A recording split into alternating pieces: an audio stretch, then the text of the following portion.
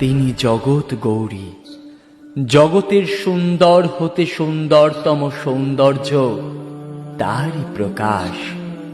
তিনি এক ও আদিম, তবু ভক্তের মনের ভ্রান্তি মোচনে একই রথে অধিষ্ঠান করেন দুর্গা তথা নাগ দুর্গা রূপে।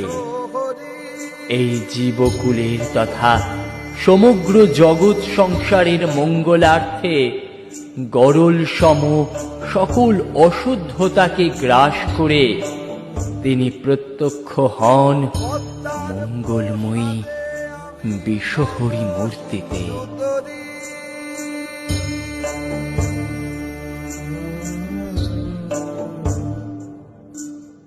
যেই জন ভগবতী সেই বিশ্বহরি, পদ্মার প্রসাদে আমি ভব